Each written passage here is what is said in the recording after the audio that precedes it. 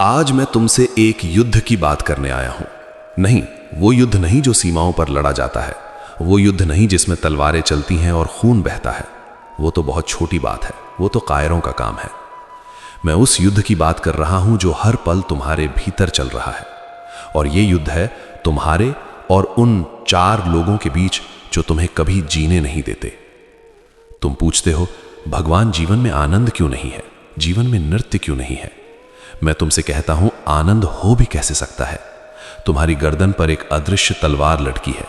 लोग क्या कहेंगे? यह दुनिया का सबसे बड़ा कारागृह है, जहां सलाखें नहीं हैं, दीवारें नहीं हैं, फिर भी तुम कैद हो। और आज मैं तुम्हें उस कैद से रिहा करने का मंत्र देने आया हूं। लेकिन याद रखना, रिहाई मुफ्त में नहीं मिलती। उसके लिए साहस चाहिए, उसके लिए वीर होना पड़ता है। कायर तो भीड़ में जीते हैं, शेर अकेला चलता है। क्या तुम तैयार हो उस अकेलेपन के लिए? क्या तुम तैयार हो अपने जीवन का मालिक बनने के लिए? सोचो जरा, बचपन से तुम्हें एक ही जहर पिलाया गया। जब तुम छोटे थे, नाचना चाहते थे, मां ने कहा रुक जाओ, लोग देखेंगे तो क्या कहेंगे। तुम जोर से हंसना चाहते थे, पिता ने कहा धीरे हंसो, पड़ोसी क्या सोचेंगे। तुमने कभी पूछा नहीं कि ये लोग हैं कौन? क्या तुम इन 4 लोगों को जानते हो? क्या तुमने कभी इनसे मुलाकात की है? हजारों लोगों से मैंने पूछा है, मुझे उन 4 लोगों का नाम और पता बताओ। आज तक कोई बता नहीं पाया। जानते हो क्यों?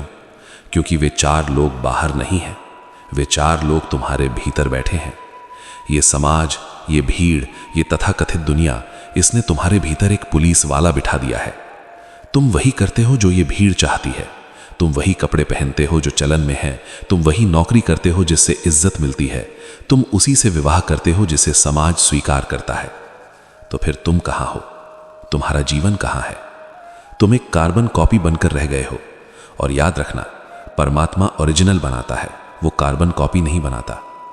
जब तुम मरोगे और परमात्मा के सामने खड़े होगे और वो पूछेगा कि मैंने तुझे राम बनाया था, मैंने तुझे रहीम बनाया था, तू ये शर्मा जी का बेटा बनकर क्यों वापस आया?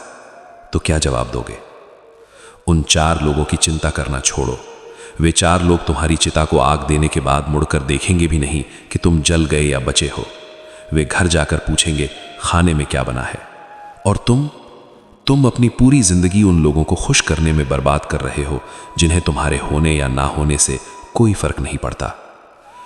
मैं तुम्हें वीर बनाना चाहता हूं। वीरता का अर्थ क्या है? क्या किसी की छाती में भाला घोंप देना वीरता है? नहीं, वो तो जानवर भी कर सकता है। असली वीरता है नग्न खड़े हो जाना, सच्चाई के साथ खड़े हो जाना, समाज के सामने ये कहने की हिम्मत रखना कि मैं जैसा हूं वैसा हूं, मुझे स्वीकार करो या अस्वीकार करो, ये तुम्हारी समस्या है। मैं अपने आनंद के लिए जीऊंगा, तुम्हारी तालियों के लिए नहीं। जिस दिन तुम ये कह सकोगे, उसी दिन तुम्हारा दूसरा जन्म होगा। तुम्हें डर लगता है कि लोग हंसेंगे। अरे उन्हें हंसने दो, हंसना स्वास्थ्य के लिए अच्छा है। तुम कम से कम किसी की हंसी का कारण तो बने। तुम इतने गंभीर क्यों हो? तुम कोई पत्थर की मूर्ति हो क्या? दुनिया के सारे पागलपन उन लोगों ने किए हैं जिन्होंने लोग क्या कहेंगे की परवाह की। कोई पैसे के पीछे भाग रहा है, कोई कुर्सी के पीछे भाग रहा है। क्यों? ताकि 4 लोग कहें देखो कितना सफल आदमी है। सफलता क्या है? अगर तुम्हारे भीतर शांति नहीं है, अगर तुम्हारे पैरों में नृत्य नहीं है, अगर तुम्हारी आंखों में चमक नहीं है, तो तुम भिखारी हो, चाहे तुम महलों में क्यों ना रहते हो। और अगर तुम फकीर हो, नंगे पैर हो, लेकिन अपनी मस्ती में झूम रहे हो, तो तुम शहंशाह हो। सिकंदर से बड़ा गरीब मैंने नहीं देखा और डायजनीज जैसा अमीर मैंने नहीं देखा। क्यों? क्योंकि सिकंदर को दुनिया जीतनी थी उन 4 लोगों को दिखाने के लिए, और डायजनीज नंगा धूप में लेटा था। उसे किसी को कुछ साबित नहीं करना था, वो अपने आप में पूर्ण था। असली वीर वो है जो अपनी पूर्णता में जीता है। एक पुरानी कहानी है। एक शेरनी ने एक बच्चे को जन्म दिया और मर गई। वो बच्चा भेड़ों के झुंड में पल गया। वो भेड़ों के साथ घास खाता, भेड़ों की तरह मिमियाता, भेड़ों की तरह डरकर भागता। वो भूल ही गया कि वो शेर है। वो समझता था कि वो एक भेड़ है। एक दिन एक बूढ़ा शेर पहाड़ी से गुजरा। उसने नीचे देखा अद्भुत दृश्य। एक जवान शेर भेड़ों के बीच घास खा रहा है और मैं कर रहा है। बूढ़ा शेर नीचे आया, सारी भेड़ें भाग गईं। वो जवान शेर भी भागने लगा।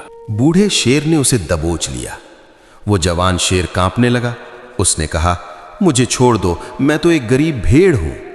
बूढ़े शेर ने उसे कुछ नहीं कहा। वो उसे खींचकर नदी किनारे ले गया और कहा, पानी में देख। जवान शेर ने पानी में अपनी परछाई देखी, फिर बूढ़े शेर की परछाई देखी। एक क्षण का सन्नाटा छा गया और फिर उस घाटी में पहली बार एक दहाड़ गूंजी। वो मिमियाना बंद हो गया। तुम वही शेर हो, लेकिन ये समाज, ये शिक्षा, ये संस्कार, ये सब तुम्हें भेड़ बनाने के षड्यंत्र हैं। समाज को शेर नहीं चाहिए, क्योंकि शेर खतरनाक होता है। शेर को गुलाम नहीं बनाया जा सकता। भेड़ को डराया जा सकता है, भेड़ को काटा जा सकता है, भेड़ की ऊन उतारी जा सकती है। ये चार लोग चाहते हैं कि तुम भेड़ बने रहो। वे तुम्हें डराते हैं, अकेले रह जाओगे, बिरादरी से निकाल दिए जाओगे। मैं तुमसे कहता हूं, अकेले रह जाना बेहतर है उस भीड़ का हिस्सा बनने से जो सोई हुई है। अकेलेपन में ही तुम खुद से मिलोगे, भीड़ में तो तुम शोर में खो जाते हो। साहस करो, उस पानी में झांको और देखो, तुम परमात्मा का रूप हो। तुम किसी की राय के मोहताज नहीं हो। जब तुम बदलना शुरू करोगे, जब तुम अपने हिसाब से जीना शुरू करोगे, तो याद रखना, वो चार लोग चुप नहीं बैठेंगे। वे चिल्लाएंगे, वे आलोचना करेंगे, वे तुम्हें बदनाम करेंगे। यही कसौटी है। अगर समाज तुम्हारी आलोचना कर रहा है तो समझ लेना तुम सही रास्ते पर हो। अगर समाज तुम्हें माला पहना रहा है तो संभल जाना, कहीं तुम भी भेड़ तो नहीं बन गए। जीसस को सूली पर चढ़ाया किसने? उन चार लोगों ने। सुकरात को जहर दिया किसने? उन चार लोगों ने। मीरा को पागल कहा किसने? उन चार लोगों ने। लेकिन आज हम किसकी पूजा करते हैं? उन चार लोगों की या मीरा की? वे चार लोग धूल में मिल गए, उनका नाम लेवा कोई नहीं है, लेकिन मीरा का गीत आज भी गूंजता है। क्यों? क्योंकि मीरा ने परवाह नहीं की। उसने कहा, पग घुंघरू बांध मीरा नाची रे। उसने ये नहीं कहा कि पग घुंघरू बांधूंगी तो सांस क्या कहेगी। उसने विष का प्याला पी लिया, लेकिन अपनी आत्मा का सौदा नहीं किया। इसे मैं वीरता कहता हूं। युद्ध के मैदान में मरना आसान है, पल पल समाज की उपेक्षा सहकर अपने सत्य पर टिके रहना कठिन है। तुम्हें एक मस्त मौला फकीर बनना होगा। जब कोई तुम्हारी निंदा करे तो उसे धन्यवाद दो। उससे कहो, तुम्हारी बड़ी कृपा कि तुमने मेरे बारे में सोचा। मेरे पास तो अपने लिए भी सोचने का समय नहीं है, मैं अपने आनंद में इतना मग्न हूं। तुमने चेहरे पर कितने मुखौटे लगा रखे हैं। दुकान पर जाते हो तो एक मुखौटा, घर आते हो तो दूसरा मुखौटा, दोस्तों के साथ तीसरा। तुम असली कब होते हो? शायद कभी नहीं।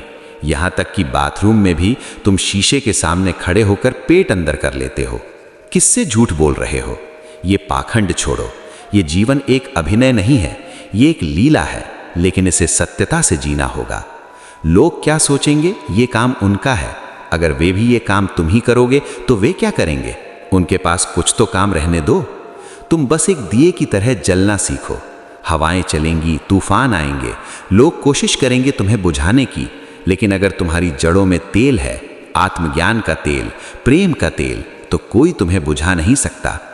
खुश रहने का एक ही सूत्र है, तुलना बंद करो। दुख पैदा होता है तुलना से। उसके पास बड़ी कार है, मेरे पास नहीं है, लोग क्या कहेंगे? वो डॉक्टर बन गया, मैं नहीं बना, लोग क्या कहेंगे? अरे तुम गेंदे का फूल हो और वो गुलाब का फूल है। कभी गेंदे को रोते देखा है कि मैं गुलाब क्यों नहीं हूं? गेंदे का अपना आनंद है, गुलाब का अपना। तुम जो हो अद्वितीय हो। तुम्हारे जैसा न कोई हुआ है, न कभी होगा। परमात्मा ने अपना सांचा तोड़ दिया तुम्हें बनाने के बाद। इस विशिष्टता का सम्मान करो, इसे अपमानित मत करो किसी और की नकल करके। तो मेरे मित्रों, आज की शाम एक निर्णय लो, एक संकल्प नहीं, संकल्प शब्द भारी है, एक समझ कि ये जीवन मेरा है, ये सांसें मेरी हैं और ये धड़कन मेरी है।